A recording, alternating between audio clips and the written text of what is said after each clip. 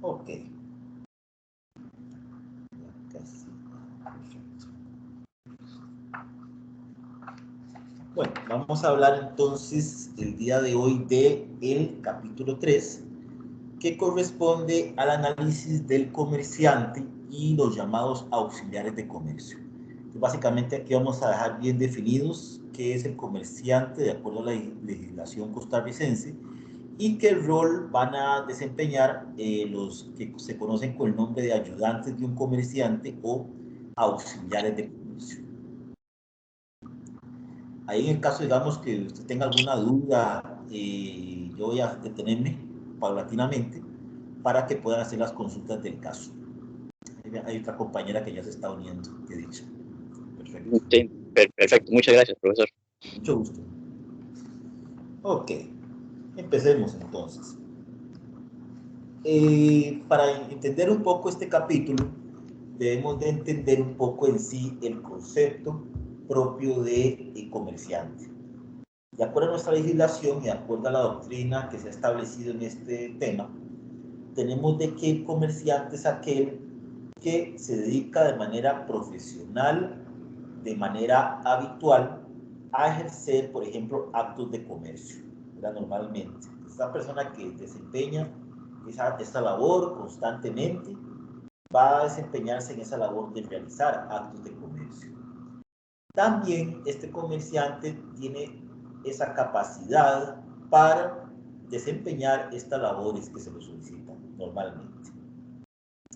Ok, tenemos que el comerciante puede manifestarse bajo 3 puntos de vista fundamentales. El primero de ellos es como persona física, es decir, yo, individuo, que me dedico a vender productos o a comerciar de manera individual. También en la empresa individual de responsabilidad limitada, que se conoce hoy en día como pequeña y mediana empresa. Y el llamado comerciante colectivo, que serían lo que conocemos hoy en día como las sociedades comerciales, que ya lo iremos viendo más adelante. Hablemos de cada uno de ellos detenidamente. Entonces, por ejemplo, les decía que el comerciante individual es aquella persona que libremente va a ejercer su actividad lucrativa.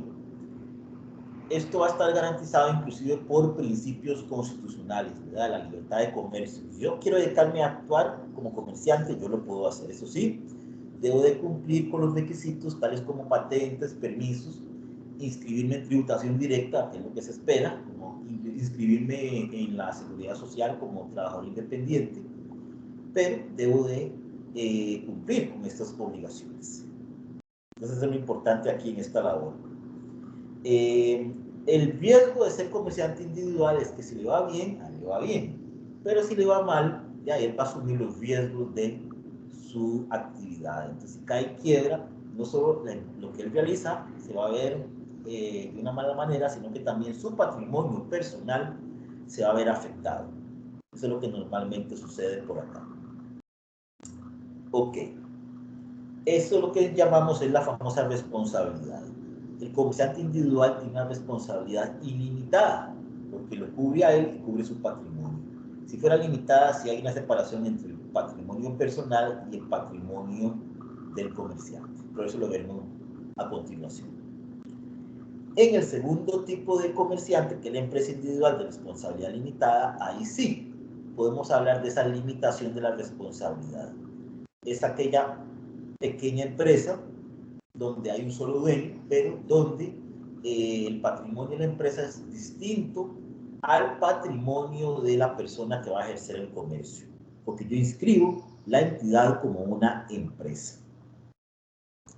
Ya la empresa tiene sus propios recursos, va a estar inscrita ante el Ministerio, por ejemplo, de Economía y Comercio como pequeña y mediana empresa, ¿verdad? Y va a resultar ahí con las garantías de estas pequeñas y medianas empresas. Y la ventaja va a ser que el patrimonio mío es totalmente separado al de la empresa. O sea, si la empresa por A por B fracasa, fracasó la empresa. Y el patrimonio es totalmente separado a eso. Esta figura todavía en el país no se ha incentivado tanto, porque en sí la pyme sí se dan, pero se dan a través muchas veces de sociedades. pero no a través de esta empresa individual de responsabilidad limitada. Allá a futuro se espera de que haya un proyecto de ley que vincule a estas con las pymes, que es lo más ideal. El otro tipo de comerciante es el comerciante colectivo. Y ahí hablamos de la unión de varias personas o la unión de varias empresas para conformar una empresa o una sociedad comercial. En nuestro país existen 4 tipos de sociedades.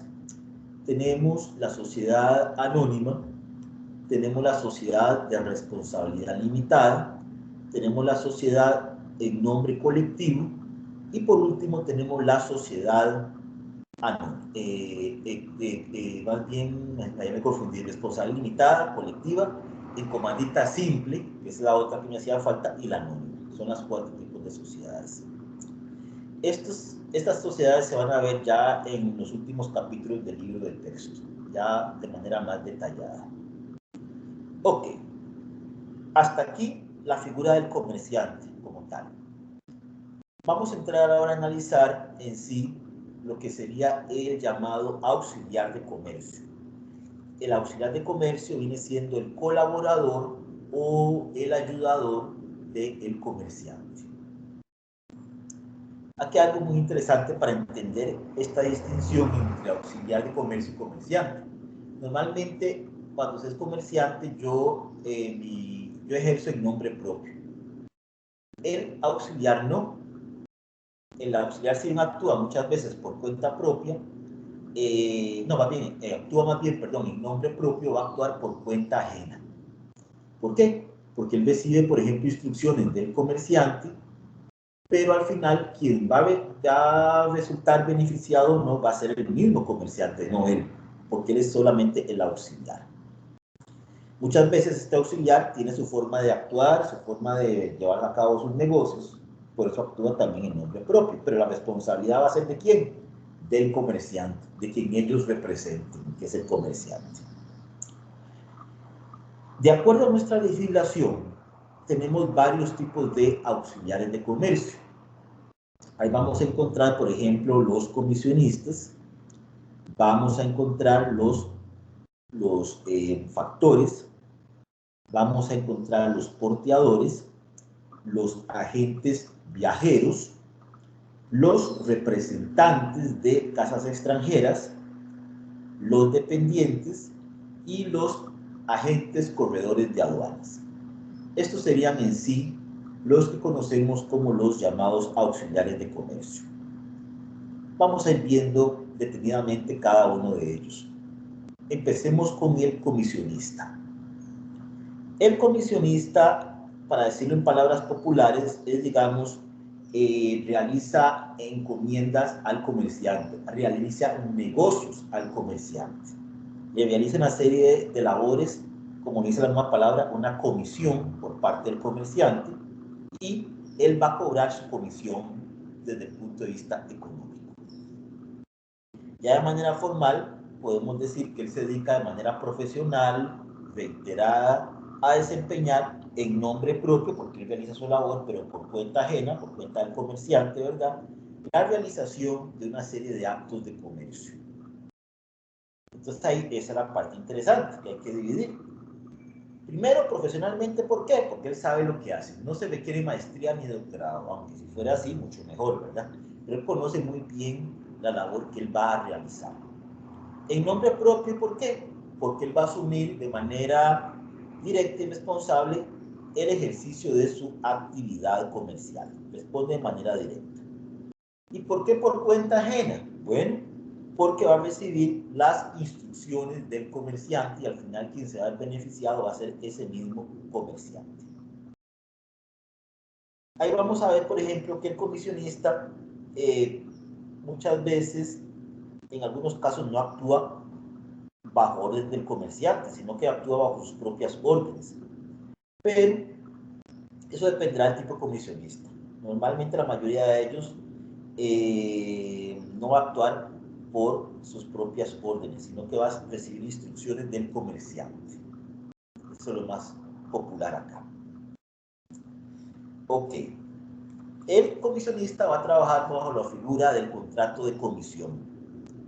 Ahí ustedes pueden ver, por ejemplo, en la página 142 del libro de texto, un cuadro muy interesante, donde aparece por una parte el comitente, que sería el comerciante. Por la otra parte va a aparecer el llamado comisionista, que es el llamado auxiliar de comercio.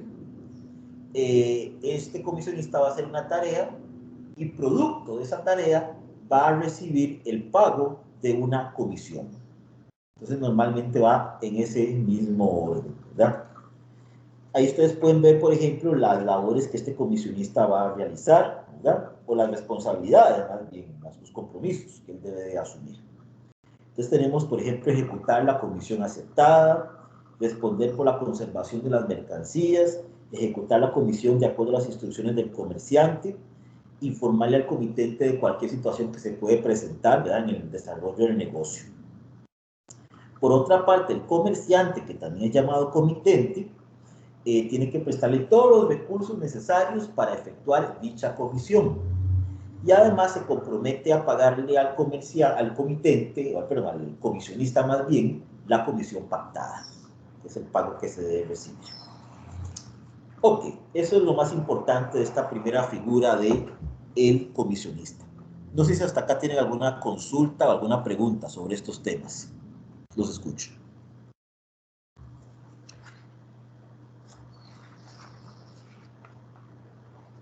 Ok, vamos entonces con la segunda figura, que serían los corredores jurados. Al hablar nosotros de un corredor jurado, me imagino que ustedes han escuchado corredores de bienes raíces, corredores de bolsa. ¿Qué tienen en común estas labores? Bueno, unir a dos partes, unir a dos vínculos. Normalmente el corredor es eso, unir, ajustar, aprobar contratos mercantiles, une a dos partes. Ya cuando el contrato está armado o el vínculo está hecho, normalmente él sale de esa relación, pero su labor va a ser esa, la de unir a dos partes, enlazar a dos partes. Es como que dice, tiene todos los contactos para dar ese tipo de negocios a el comerciante. Entonces, como lo dice el libro de texto, él se va a encargar, por ejemplo, entonces de proponer, ajustar, probar una serie de contratos mercantiles al comerciante, de acuerdo a lo que se establece en el ordenamiento jurídico. Entonces, normalmente él va a actuar de manera independiente, tiene sus propios recursos para unir a las partes y también va a recibir una comisión por la labor que él va a realizar. A pesar de que no es comisionista, es corredor, pero va a recibir el pago de algún tipo de dinero. Algo interesante de esta figura es que normalmente tiene ciertos requisitos que en la ley se establecen. Por ejemplo, tiene que tener más de 21 años de edad, tiene que tener profesional, ahí sí se exige que sea al menos profesional, aprobado por el Ministerio de Economía, Industria y Comercio, tener domicilio en la República, ser de buena conducta, normalmente. Ya dependiendo de la especialidad que realice, la entidad correspondiente le va a exigir una serie de requisitos. Por ejemplo, para ser corredor de bolsa hay toda una serie de requisitos, y para ser corredor de bienes raíces inscrito ante la Cámara de Corredores de Bienes Raíces también tiene que cumplir con ciertos requisitos. Ok. Sobre este tema tenemos también de que el corredor puede ser de dos puntos de vista. Puede ser un corredor jurado público o un corredor jurado privado. Ya el público, la diferencia fundamental es que va a gozar de la licencia del Estado, va a gozar de esa garantía del Estado para el ejercicio de su labor, y además tiene fe pública, es decir, todos los actos que él va a realizar van a ser considerados como ciertos, como válidos. Por otra parte, el corredor jurado privado no tiene tanto el auspicio del Estado, pero es una figura fuerte en lo que es la materia comercial y en el tema del derecho de comercio, ¿verdad? Entonces, normalmente, todo lo que él realiza, de acuerdo a sus labores, va a ser considerado como válido. Esa es la diferencia fundamental entre uno y otro tipo de corredor. Ok. Algo interesante también es, por ejemplo, que ustedes vean qué prohibiciones va a estar sujeto el corredor, ¿verdad? Por ejemplo, él no podrá dar fianza a los negocios que realice o involucrarse de manera personal, por ejemplo, en las negociaciones que él vaya a realizar también. Depender del comerciante desde el punto de vista de ser un factor de él, un gerente, como lo vamos a ver más adelante, o un dependiente del comerciante. Él tiene que ser totalmente independiente. De hecho, él no va a poder formar parte, por ejemplo, de los consejos de administración de las distintas entidades que representa. Entonces ahí ustedes pueden ver, por ejemplo, la página 148, una serie de requisitos y prohibiciones a las cuales va a estar sujeto este llamado corredor. Eso es lo importante aquí a resaltar. Él es un facilitador, él es un negociador de comerciante, pero nada más. Su posición y su figura es imparcial. Ok. Vamos ahora a analizar el otro auxiliar. El otro auxiliar sería el factor, el conocido como el factor. El factor es visto como un gerente general. Esa es la labor del factor, ser como el gerente general. Él va a estar autorizado, de hecho, por el comerciante a través de un poder general o generalicio. Y él recibe un pago por la labor que él realiza. Entonces, el gerente general es eso, el factor tiene que ser la persona, digamos, que va a estar a cargo de la empresa, del establecimiento mercantil del comerciante. Y todo lo que él realiza es como si lo realizase el comerciante. Lógicamente, él no va a ser el dueño del negocio, pero va a representar en gran manera al comerciante. Aquí, para que usted lo vean desde el punto de vista práctico, por ejemplo, un banco. El gerente del banco tiene muchos poderes para cancelar, por ejemplo, hipotecas o una serie de situaciones. El dueño no va a actuar en ese tipo de actos porque le interesa más que todo el tema económico, la inversión de su empresa. Pero ya el día a día sí lo va a manejar el gerente general. Y él tendrá que brindarle cuentas también a su comitente o a su comerciante en este caso. Esa es la labor que esta persona va a realizar como factor. Ok. El otro auxiliar es el porteador. La figura del porteo está muy basada en el contrato de transporte. ¿Verdad? Normalmente, producto de este contrato de transporte, este porteador se va a obligar a llevar a cabo una serie de personas, de cosas, de noticias inclusive de un lugar a otro, pero a través de un contrato formal de transporte. Ya algo bien pactado, bien negociado. Por las divergencias y la situación actual, esta figura del porteador se ha confundido en gran manera con otro tipo de situaciones, como el taxista pirata, ¿verdad?, que no está regulado en nuestro país, y con el taxista normal y también con el Uber. Bueno, el Uber ya es una plataforma, es una cuestión contractual, pero también todavía no está regulada en nuestro país. Ya volviendo en sí a la figura del porteador, tenemos de que, por ejemplo, puede trabajar para empresas privadas o públicas. Normalmente tiene que realizar su labor con vista en un contrato y va a actuar de puerta a puerta, porque su labor es de un lugar hacia otro lugar de manera reiterada. Eso es lo que se espera. Ok. ¿Por qué? ¿Por qué se da así? Bueno, porque es el contrato de transporte propia y simplemente. Tenemos de que este porteador puede actuar bajo dos modalidades. Puede actuar, por ejemplo, como un trabajador independiente, es decir, que contrata directamente con el comerciante para realizar esa labor, o también puede trabajar para una empresa de transportes como bajo la figura de un contrato laboral, ¿verdad? En donde, lógicamente, el patrono va a ser la empresa general de transportes y él como empleado va a realizar esa labor de porteo de un lugar a otro de acuerdo a las instrucciones de su jefe. Aquí ustedes pueden ver, por ejemplo, siempre en la página 156 y 157, las diferencias, por ejemplo, entre esta figura y el servicio de taxi y el taxista informal o pirata. A veces les gusta preguntar en los exámenes eso, las diferencias. Entonces es bueno que ustedes vean ahí, por ejemplo, qué difiere de una figura frente a las otras figuras. Ahí lo pueden ver ustedes en el libro de textos. Entonces, por ejemplo, el taxista es un servicio del Estado, bajo una concesión, que implica el transporte remunerado de personas, ¿verdad? Está sujeto a una serie de seguros y demás situaciones ya impuestas por el Estado, y su actividad es por ley, por las distintas leyes de transporte. Ya el taxista informal o pirata no está regulado en nuestra legislación y normalmente también hace un servicio remunerado de personas, pero no está regulada su actividad. Ok. Luego tenemos también el llamado agente viajero. El agente viajero también va a actuar en nombre propio, pero por cuenta ajena. Y su labor va a ser la de promover una serie de ventas de una determinada empresa a lugares fuera del territorio de la empresa, ya sea fuera de la provincia o fuera del país. Normalmente es lo que ellos realizan. Normalmente ellos pueden actuar como empleados también de una determinada compañía con un sueldo fijo y una remuneración o comisiones, y aquellos que actúan de manera independiente, que ya son de manera, digamos, como empresa particular, puede ser, y normalmente ellos van a beneficiar también al comerciante, solo que son totalmente independientes.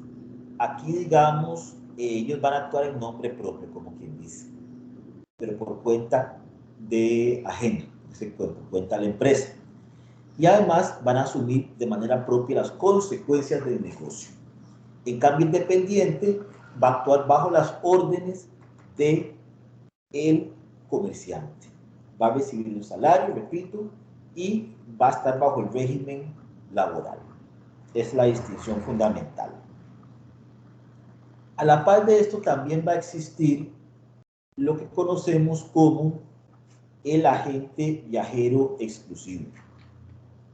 Esta figura más que todo lo que busca es aquella persona que además de ser independiente y libre, no está sometido a las órdenes del comerciante porque es independiente, y además se le va a pactar en sí un contrato de exclusividad. Entonces él es el agente viajero exclusivo de X compañía para Limón. Entonces normalmente solo él puede promover la venta de los productos en Limón, o solo él puede promover los productos en Palmares si tiene un contrato también para Palmares. Este le va a traer un gran beneficio porque solo él va a poder promover la venta de sus productos allí, pero va a ser una mayor responsabilidad porque el trabajo va a ser múltiple, ¿verdad? Cuando se es exclusivo en ciertos lugares, se tiene que trabajar fuerte para obtener esas ganancias en las distintas localidades de esa provincia, por ejemplo. Ok. Hasta acá con este auxiliar. Vamos ahora a ver al representante de casa extranjera. Este auxiliar es importante que ustedes lo vean con sumo cuidado, ¿verdad? Porque se suele confundir con el famoso distribuidor. Ok. Entonces tenemos, por ejemplo, que el representante de casa extranjera puede ser una persona física, puede ser una persona jurídica que actúa de manera independiente para preparar, promover, facilitar la venta y facilitar también la distribución, aunque no hace esa labor de distribución, de una serie de bienes y servicios de casas extranjeras en el país. Eso es lo que hace el representante, es decir, él representa, por ejemplo, a la Toyota del Japón, busca colocar los automóviles, los repuestos de esa compañía en el país. Simplemente hace eso. Ya la otra labor es la que realiza el distribuidor, que también muchas veces se contrata con la casa extranjera y además busca promover la venta del producto en el país. Aquí lo interesante es que muchos distribuidores se les puede ver también como representantes, pero no todo representante es un distribuidor.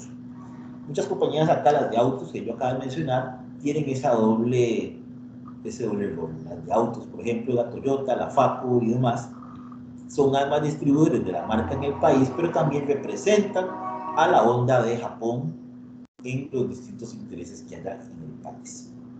Solo que no siempre los representantes van a ser los distribuidores.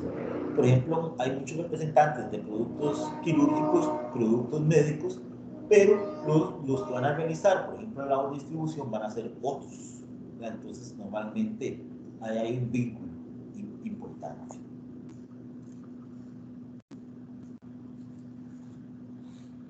Es importante ver un cuadro que esté establecido en la página 172, en donde se va a establecer, por ejemplo, las diferencias fundamentales entre el representante y el distribuidor y el conocido como codistribuidor.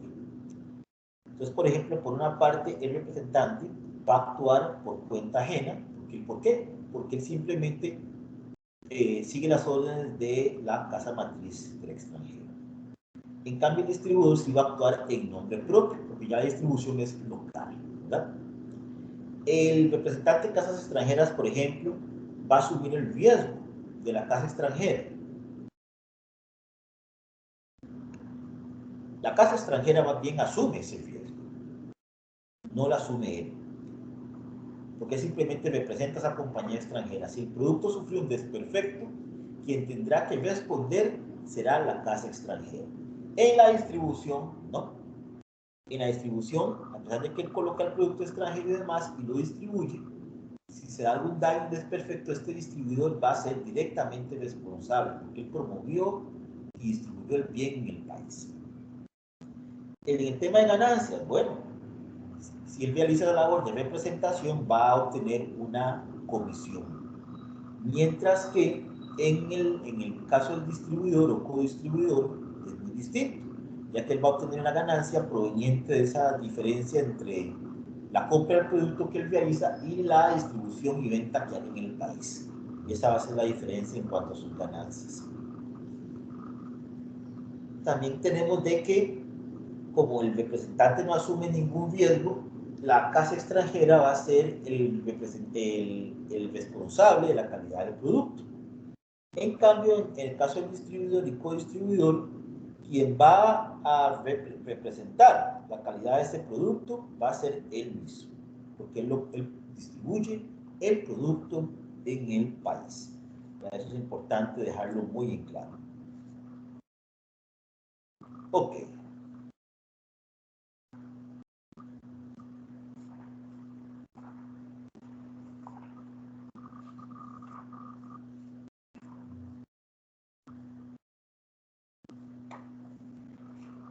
Ok. Dependientes. Los llamados dependientes. El dependiente, como la palabra lo dice, es aquel auxiliar que depende del comerciante. Entonces, por ejemplo, la persona que vende zapatos en un negocio, ropa en una tienda, el cajero de un banco, es el dependiente. Es decir, es la primera cara que un consumidor ve en una empresa. Si él realiza bien su labor, la empresa queda bien. Si él realiza mal su labor, la empresa queda mal y puede ser despedido, ¿verdad? Porque él va a depender del llamado comerciante. Él va a actuar de manera dependiente, como la palabra misma lo dice, y además va a recibir un salario por su labor, porque ya hay una relación laboral con todas las características propias de una relación laboral. Ok, el otro auxiliar es el llamado contabilista o contador. El llamado contabilista o contador. El contador o contabilista es importante porque es la columna vertebral de las empresas. Antes se les consideraba de poca importancia, el tenedor de libros, el manejador de las cuentas de una empresa. Pero ya con los años la contabilidad ha adquirido una gran importancia, en especial en estos tiempos donde el tema tributario también ha sido de mucho auge. Entonces la labor del contador es fundamental en las empresas. Tenemos que, a la hora de contador o de contabilista, hay dos grandes grupos. Tenemos el llamado contador privado incorporado, el CPI, y el contador público autorizado, el CPA. El contador privado normalmente está regido por la ley de contadores, del Colegio de Contadores Privados. Sus labores son en el manejo de libros contables a lo interno de la empresa y va a proveer información fresca a la empresa en su actuar interno, ¿verdad? El contador público va a estar regido por la ley de Colegios de Contadores Públicos Autorizados. Él tiene fe pública, normalmente él tiene que tener licencia universitaria, es decir, ser licenciado universitario. Y además, la información que él provee es hacia terceros. Por eso él tiene fe pública. Él da toda la información externa que se requiere por parte de lo que la empresa se le solicita. Entonces, muchas veces el contador público depende del contador privado para la obtención de esa información. Como quien dice, el CPA es el auditor externo de la empresa. Él evalúa cómo está la empresa a nivel interno, ¿verdad? Entonces, como quien dice, superior no superior, pero simplemente el contador privado realiza el día a día, la revisión de la actividad contable en su día a día, pero el contador público en sí revisa esa labor realizada por el contador privado. Eso es lo que se espera.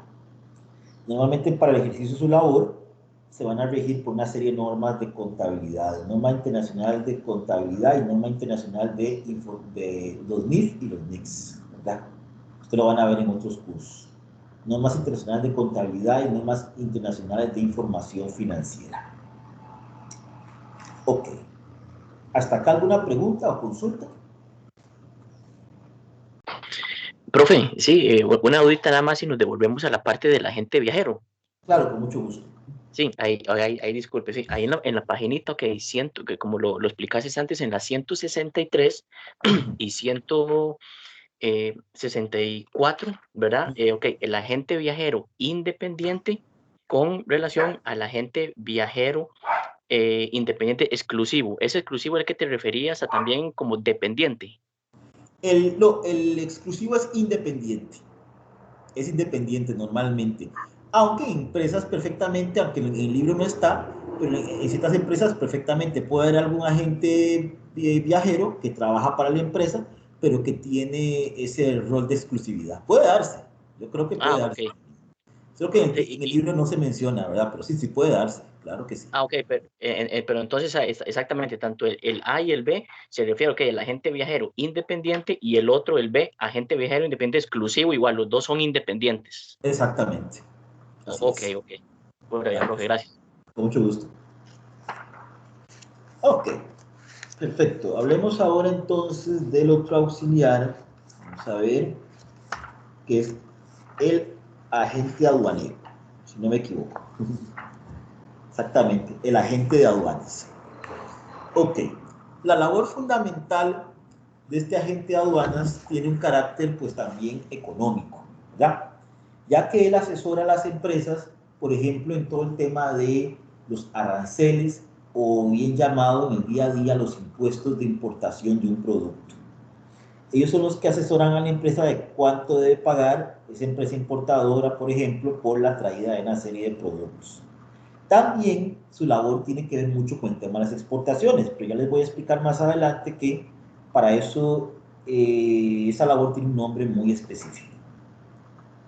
Ok, normalmente este tema de aduanas está basado en legislación tanto local, pero principalmente extranjera. Entonces tenemos, por ejemplo, el famoso Código Aduanero Centroamericano y su respectivo reglamento que busca regular todo el tema aduanero a lo largo de Centroamérica. También tenemos que el comercio exterior está muy de la mano y este ha sufrido una serie de cambios con el devenir de los años. Antes se hablaba de la exportación del café, del cacao, del banano, del azúcar, ¿verdad? Eso era lo más tradicional. Ya con los años se ha dado una sustitución en este tipo de exportaciones, ¿verdad? Entramos a mercados, por ejemplo, donde hay mucha zona franca, en donde hay tratados de libre comercio. Entonces esto ha traído una serie de cambios en esta materia aduanera.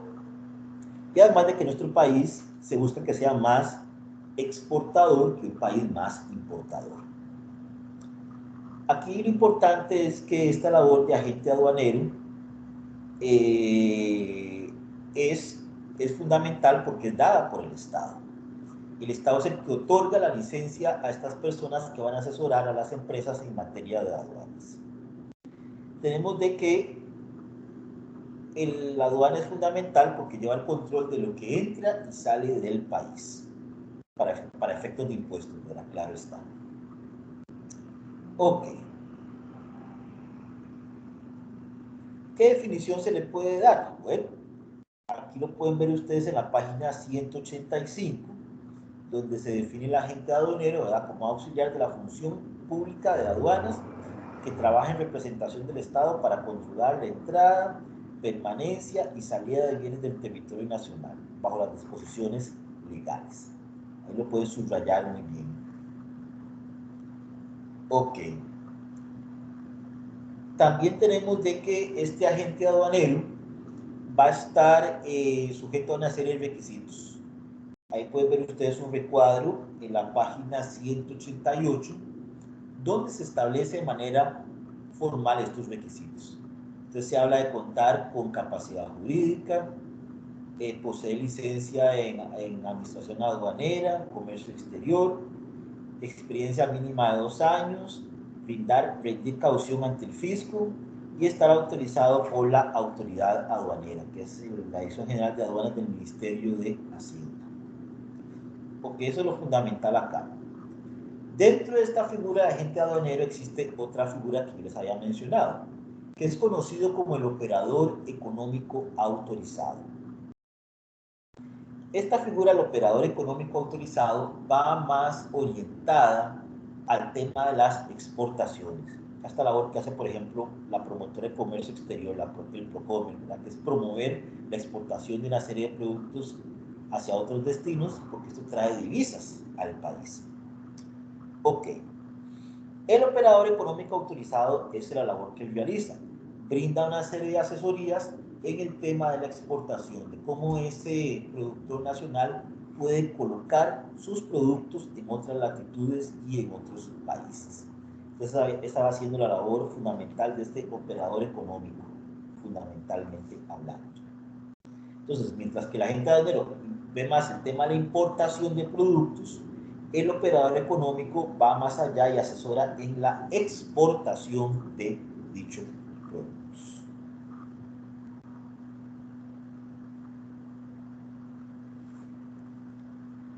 Ok. Pasemos ahora a ver el otro tema de este capítulo, que son las distintas sanciones en las que un comerciante puede verse involucrado en el ejercicio de su labor, ¿verdad? Aquí lo importante a entender es que, para que lo vean desde ese punto de vista, se habla en primer lugar de conductas ilícitas y como consecuencia de esas conductas ilícitas vienen las sanciones. Entonces eso hay que saberlo distinguir muy bien. Los abogados pues sabemos muy bien esto, pero ya los que están fuera del campo del derecho es complicado a veces. Entonces primero están las conductas que son consideradas ilícitas y luego esas conductas ilícitas viene entonces la llamada sanción. Ok. Para saber distinguir, por ejemplo, este tipo de situaciones, podemos ver que producto de esas conductas que los comerciantes realizan, van a existir, por ejemplo, una serie de sanciones. Algunas van a ser penales, otras van a ser administrativas. ¿Verdad? Eso es lo que normalmente se da en materia de la labor que el comerciante realiza. Entonces, por ejemplo, cuando hablamos de sanciones penales, tenemos que basarnos en una serie de conductas, una serie de delitos. Entonces, por ejemplo, tenemos de que la especulación es un tipo de delito que genera de 6 meses a 3 años de prisión, como por ejemplo la usura. Es reprimida con prisión de 6 meses a 2 años. O sea, la conducta de la usura genera la sanción de la prisión. La publicación o autorización de balances falsos, ¿verdad? También perfectamente puede ir de prisión de 6 meses a 2 años. La autorización de actos indebidos conforme a la ley también va en ese mismo orden. La manipulación de precios o valores negociables en bolsa también van en ese mismo orden. La violación de sellos también va establecido en ese mismo orden. Sanciones administrativas. ¿Cuáles son las llamadas sanciones administrativas? Bueno, ahí tenemos, por ejemplo, todo lo relativo a la Ley de Promoción de la Competencia y Defensa Efectiva del Consumidor. Muchas veces cuando un comerciante lo que busca es afectar la vida de otro comerciante, son las llamadas sanciones administrativas. ¿Cuáles conductas generan este tipo de sanciones administrativas? Por ejemplo, generar confusión de su establecimiento comercial con otros competidores. Realizar aseveraciones falsas para desacreditar a la competencia, por ejemplo. O establecer premios o galardones que al final son totalmente falsos. O usos indebidos de marcas de comercio, de denominaciones de origen, de expresiones de propaganda, ¿verdad? Las hace de una manera perjudicial porque afecta a la competencia. Entonces, todo esto va a llevar a cabo de que se establezcan una serie de sanciones, pero desde el punto de vista administrativo. Entonces, por ejemplo, los monopolios, los llamados oligopolios, todo eso va a generar este tipo de sanciones. Ok, básicamente eso es lo que trata en sí este capítulo. Entonces, por ejemplo, al hablar de este tipo de sanciones económicas, podemos ver acá, por ejemplo, el pago de multas. Normalmente estas sanciones administrativas o económicas van a ser consideradas en el tema del pago de una serie de multas, dependiendo de la labor o el engaño o la conducta que este comerciante haya realizado. Va más en este sentido. Bueno, esto es lo que cubre la materia el día de hoy. Espero que le saquen mucho provecho. Ya en 15 días se acerca la fecha del examen, ¿verdad? Entonces, si ustedes tienen dudas, por favor, no utilicen el foro de dudas de la plataforma, ¿verdad? Y también si tienen dudas del trabajo de investigación, también. No sé si tienen más preguntas hasta acá. ¿Alguna pregunta, duda? Profe, no, ok, como dijiste nada más, ok, igual el examen igual se mantiene la misma fecha, ¿verdad? Estipulado Exacto. en las 2 horitas que viene ahí, ¿verdad? Exactamente, así es. Ok, y para ver, vamos a decir, bueno, con la investigación ahí la llevo, nada más, yo creo que yo te había, inclusive, y me contestaste muy bien, profe, muchas gracias, Mucho gusto. uno de los puntos, lo de las normas que regulan la quiebra. Ok, Ah, estoy bueno. investigando, si bien es cierto, ok, sabemos que ahí está lo del código de comercio, y todo eso, ok, hay un montón, pero uno puede hacer exactamente mención a que podemos encontrarlas en esa parte, ¿verdad? Código, pero igual, digamos, hacer como bueno, sí, la investigación, un resumen de más o menos explicar ciertos puntitos de qué es lo que la regulan, ¿verdad? Porque sabemos que hay muchos artículos, muchas leyes, que son muchas, pero por lo menos hacer mención que podemos encontrar ahí en la parte del código comercio, y ahí hacemos como una breve, bueno, o una explicación de poner los puntos importantes con relación a esas normas, ¿verdad? Más o menos podemos Así enfocarlo es. como así. Así es. Perfecto. Ok, no, muchísimas gracias, profe. Con mucho gusto. Entonces, bueno, entonces, si no tienen más consultas, no sé si la compañera tiene Hola, consultas. profesor. ¿Cómo le va, Brenda? ¿Cómo Hola, ¿cómo está? está? Bien, usted. Bien, por dicha. Me Bien, alegra. por dicha. Profesor, mi duda es con respecto al examen. Es que yo Ah, solicité adecuación para el ajá, tiempo extra. Entonces, ajá. quería ver como si tengo que enviar una carta o algo así Sí, para ver. sería bueno enviarle a don Francisco Lee para recordarle. Pero normalmente siempre, porque siempre nosotros damos una hora adicional para los casos de adecuación. Entonces, para Ok. recordarle que usted es estudiante en el tema de adecuación para que nos dé las instrucciones a nosotros para dejarles una hora, o que para que la plataforma se programe más bien una hora más. ¿Verdad? Como es en Ay, la plataforma perfecto. del examen, entonces se programa.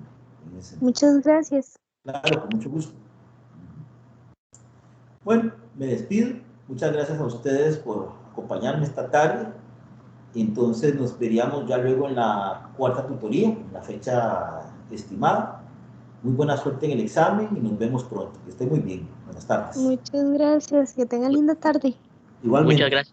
Muchas gracias, profesor, de verdad. Ahí cualquier cosita estamos, como dijiste, ahí dándole consultitas en el foro, por alguna dudita ahí antes del examencito, pero de nuevo, muchas gracias por la Con explicación. mucho gusto. Muchas gracias. Hasta Muchas pronto. gracias. Hasta luego. Hasta luego.